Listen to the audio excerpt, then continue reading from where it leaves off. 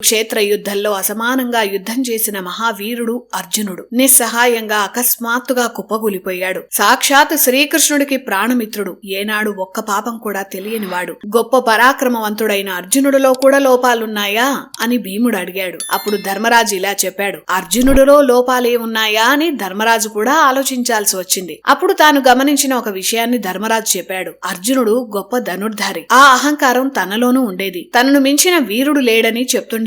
ఎంత గొప్ప వీరుడైనా ప్రగల్భాలు పలకకూడదు. కౌరవులందరినీ ఒకే రోజు సంహరించగలనని అర్జునుడు యుద్ధానికి ముందు ప్రగల్భాలు పలికాడు. కానీ ఆ ప్రతిజ్ఞను నెరవేర్చలేకపోయాడు. ఎంత గొప్ప సామర్థ్యం ఉన్నా అది పనిలో చూపించాలి, కానీ మాటల్లో కాదు. అర్జునుడు ఎన్నో గొప్ప విజయాలు సాధించాడు, కానీ వాటితో పాటు అప్పుడప్పుడు తన సామర్థ్యం గురించి గొప్పలు చెప్పేవాడు. అదే అతనిలోని లోపం. అది మినహాయిస్తే అర్జునుడి మించిన వీరుడు ప్రపంచంలో ఇంకెవరూ లేరని ధర్మరాజు అన్నాడు. అందుకే ఏ పనైనా చేతల్లో చూపించాలి గాని మాటల్లో కాదు అంటారు.